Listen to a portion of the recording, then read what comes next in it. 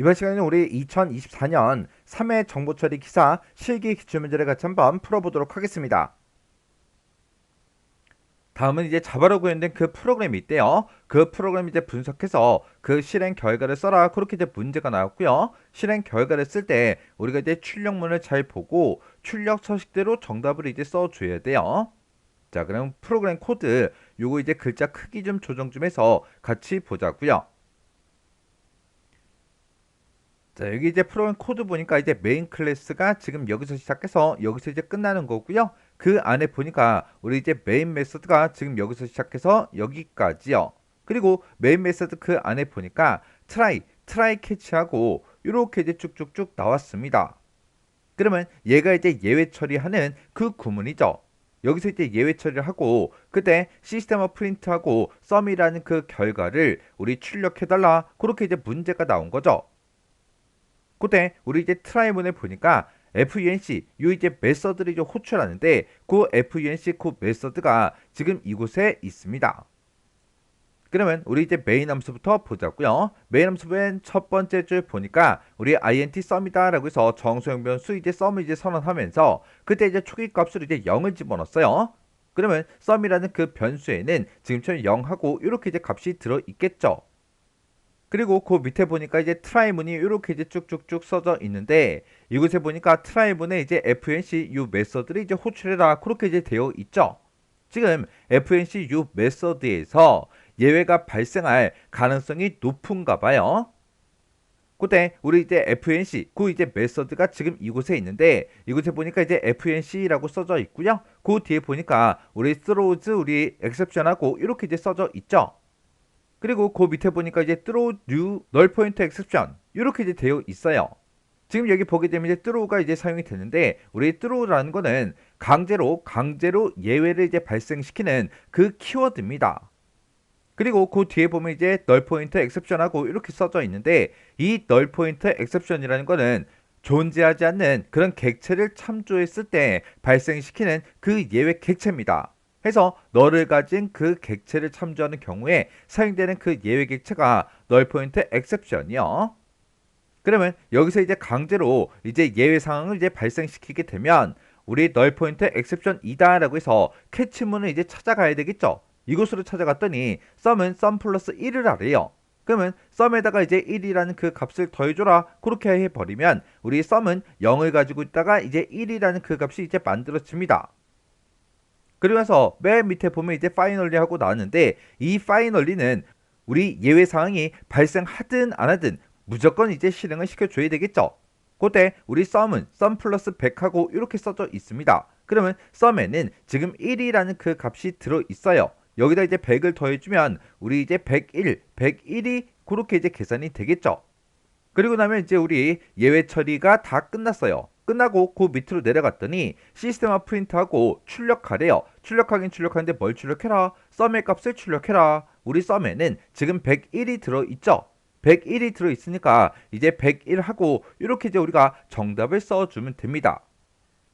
자, 그럼 지금 요 문제가 우리 예외 처리에 대해서 나왔는데 우리 예외 처리의 우리 기본 형식 그리고 예외 객체에 대해서 우리 정리 좀 하고 지나가자고요. 자바에서 이제 예외 처리하는 것도 하나의 객체로 취급을 하고요. 이 예외 처리하는 거를 우리 java.lang라는 요 패키지에서 이제 제공을 해줍니다. 요 java.lang 요 패키지가 우리 자바에서 기본적으로 필요한 그런 인터페이스가 됐든 자료형이 됐든 예외 처리가 됐든 이런 기능을 전부 다 제공해주는 패키지라고 했어요. 그래서 얘가 가장 기본이 되는 그런 패키지이기 때문에 임펄트문 없이도 사용할 수 있죠. 이때 이제 예외 처리할 때 이제 사용하는 명령어가 try catch라는 요 명령어를 이제 사용해서 우리가 예외 처리를 합니다. 그래서 맨 처음에 try라고 먼저 써주고요. 그 뒤에다가 거기다 이제 예외가 발생할 가능성이 높은 그런 코드 있죠. 그거를 이제 써줘요. 써주면 그곳에 있는 코드를 먼저 수행하다가 만약에 예외가 발생했다라고 하게 되면 그 예외 처리하는 캐치 블록으로 이동을 해요. 이동을 해서 예외 처리 코드를 수행합니다. 그럼 이제 트라이 블럭에서 이제 처리하던 그 코드에서 중간에 이제 캐치 블록 이동할 거 아니에요. 그 예외가 발생한 이후에 그런 코드들은 실행이 되지 않습니다. 그리고 우리가 트라이라고 써주고 이제 캐치를 이제 여러 개 작성할 수 있는데 그 캐치 블럭에서 선언한 그런 변수들 있죠. 그런 변수들은 해당 캐치 블럭에서만 유효해요. 그 안에서만 이제 쓸 수 있다는 거고요. 그리고 우리가 if가 됐든 for처럼 if 안에다가 또 다른 if, for 안에다가 또 다른 for를 쓸 수 있듯이 이 try catch도 마찬가지로 try catch 요 안에다가 또 다른 try catch를 또 쓸 수 있어요. 그리고 if가 됐든 for가 됐든 그런 곳에서 이제 실행할 명령어가 여러 줄 있을 때 우리가 중괄호로 묶어준다 그랬는데 이 try catch 같은 경우에는 실행 코드가 만약에 한 줄이에요. 한 줄이라도 이 중괄호로 반드시 묶어줘야 됩니다. 그래서 try catch에서는 중괄호를 생략할 수 있다 없다? 생략할 수가 없더라. 무조건 써야 되더라. 자, 예외 처리 이런 특징 잘 기억하고 계셔야 돼요. 자, 그럼 그 기본 형식 좀 보자고요. 자, 지금처럼 이렇게 기본 형식이 이렇게 생겼어요. 맨 처음에 이제 try로 시작하고요. 중간에 이제 catch다 해서 이제 예외 처리, 어떤 예외가 발생했을 때 어떻게 해라, 어떤 예외가 발생했을 때는 어떻게 해라라고 쭉 적어주고 마지막에 이제 finally에서 얘로 이제 끝나요. 자, 요 생김새 보게 되면 우리 약간 스위치문이랑 비슷하고요. 얘가 실제 실행되는 것도 스위치랑 약간 비슷해요. 그래서 try라고 써주고 얘가 발생할 가능성이 높은 코드 있죠. 그걸 이제 요 자리에다 적어주면 됩니다. 해서 여기다 적어놓고 얘를 실행하다가 하드웨어 문제가 생겼을 때는 어떻게 해라. 그리고 운영 체제에서 설정을 실수했을 때는 어떻게 해라. 그리고 라이브러리에 만약에 손상이 생겼을 때는 어떻게 해라. 이렇게 쭉 적어주고 그리고 만약에 이 코드를 실행하다가 얘가 발생하긴 했는데 얘도 아니고 얘도 아니고 얘도 아니다. 그랬을 때는 무조건 여기 있는 거, 무조건 여기 있는 처리 코드를 실행하고 끝내라 라고 그렇게 해주면 돼요. 그때 이제 파이널리 하고 여기다 이제 코드를 쭉 적어주는데 여기다가 쓴 코드는 예외가 발생을 하든 안 하든 그런 거랑 관계없이 무조건 처리되는 그 코드예요.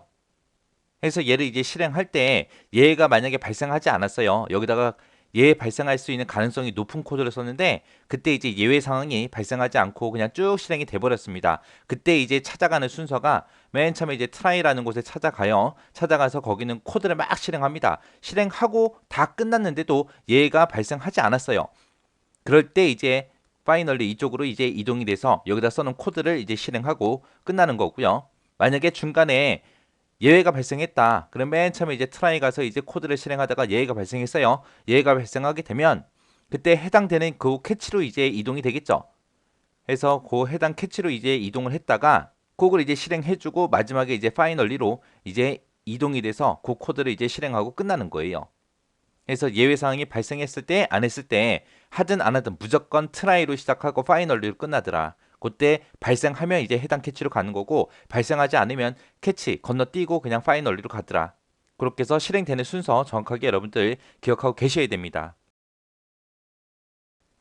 자, 주요 예외 개체에는 지금처럼 이런 것들이 있어요. 자, 첫 번째 거 보니까 class not found라고 이렇게 돼 있습니다. 얘는 말 그대로 클래스를 찾지 못했을 때, 클래스를 못 찾을 때 클래스를 쓰라 그랬는데 그걸 못 찾아요. 못 찾았을 때 이제 발생하는 거고요.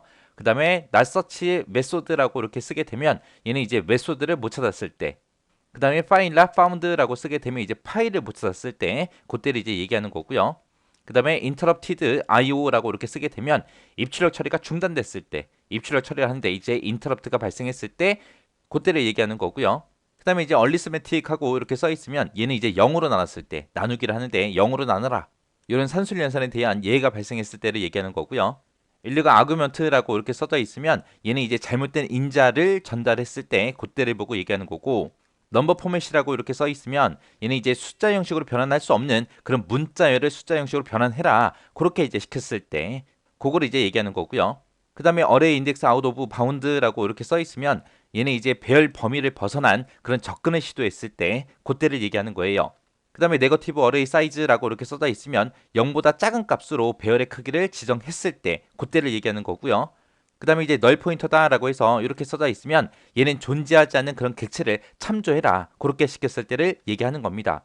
그래서 이런 여러 가지 예외가 발생했을 때 어떻게 해라, 어떻게 해라, 그렇게 이제 우리가 예외 처리해 주는 거예요. 그때 이제 우리가 예외 객체를 쓸 수 있는 것들이 이런 것들이 있습니다.